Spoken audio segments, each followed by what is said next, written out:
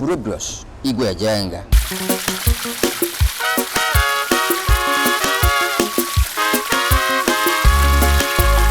Anyị bụ ndị Igbo, oke agụrụ Chukwu gọziri agọzi. Anyị enweghị chi ọzọ ma ọ bụghị Chukwu okike nke igwe. Igwe anyị bụ ofu. Otu ihe nyere aka wee mee ka ndị Igbo nafe na anya bụ ọgụ anụrụ na mgbe gara aga bụ mmụọ onye agha na nwanne ya. Ya bụ mmụọ onye agha na nwanne ya na-eme na ọ bụrụ na ị nwee nnu mụ anwe ose, enwe m ike nara gị nnu gị wee sie nri, esichee ya mụ na gị eri ya dịka nwanne. Wee bụrụ ihe anyị hụrụ na ebe ndị Igbo nọ na mgbe gboo. Ozugbo a nụsịrị agha, ya bụ mmụọ onye agha na nwanne ya kwa ihe butere na ndị Igbo anyị bụ ụzọ pụọ na abụ onye nọ afọ na-abụ afọ ịtọ ọbịa kpọrọ mmadụ wee zụọ ya ọ bụrụ mmadụ. Ya bụ mmụọ onye agha na nwanne ya bụ ihe nyere aka ndị Igbo ịhụnanya, ịdị n'otu, wee mee ka anyị bụrụ ndị gara n'ihu karịa ozugbo a nụsịrị agha. Ọ bụ eziokwu na agha bidoro ọtụtụ ihe bụ arụrụmala na nsọ ala n'ala Igbo, mana ya bụ mmụọ ka fọrọ n'ebe ọtụtụ ndị mmadụ nọ. Onye ọbụla na-esonyere Ugwumba ga-erota na ọnwa Jenụwarị afọ a, mgbe ọ gbara mkpụrụ abalị anọ ka anyị gara obodo Njaba, bụ ebe otu nwa afọ Igbo, Chief Chris Akụzuru Ahụ, bụ onye isi Eze Mmụọ Foundation, kpọrọ ndị obodo ya. Ugwumba gara nọnyere ya mgbe ọ kpọrọ ndị obodo ya wee buru ọtụtụ akụ dị iche iche, mmefu nde kwuru nde naira, ndị o bunyere ụgbọala ma ndị uwe ojii ma ụmụnne, ndị ikwu na ibe, ndị obodo niile, ndị eze, ndị ụka ma ndị agụụ na-agụ. Onye ọbụla gbazugoro na bie nwere ya bụ ngozi nke Chineke si n'aka ya wee gozi ha, nke bụ na anyị ma na ọtụtụ ndị mmadụ erichabeghị dị osikapa ụfọdụ butere ebe ahụ. Mere na mgbe nsogbu nke a dapụtara, ọ dịghị onye tụrụ ya anya ịkpọkwa ha ụdị oku ọ kpọrọ ha abalị na-abụọ gara aga, maka na ihe mere na bie abalị na-abụọ gara aga bụ ihe ọtụtụ ndị mmadụ na-akpọ ụwa bịa lere, nke bụ na ọ kpọrọ ọtụtụ ndị mmadụ, ndị isi ndị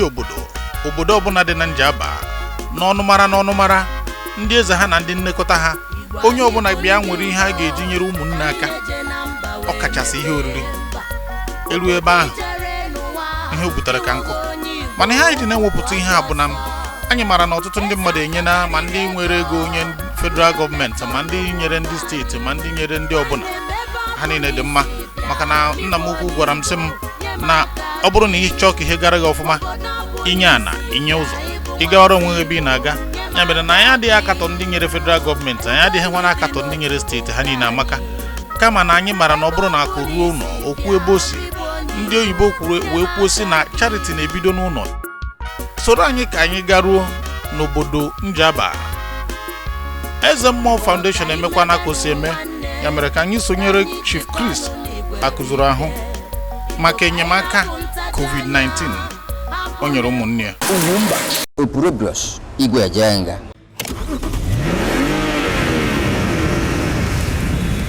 I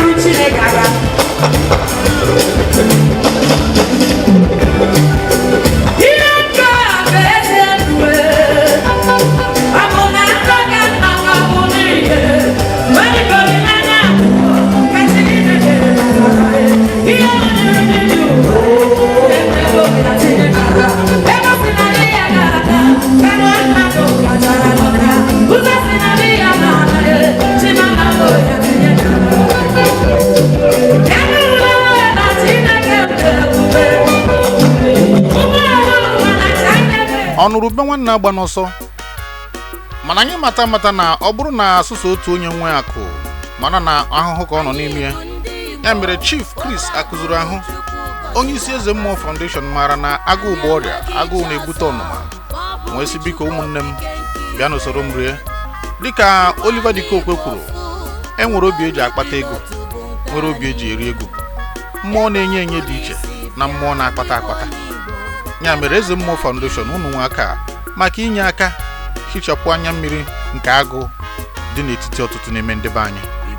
birikwanụ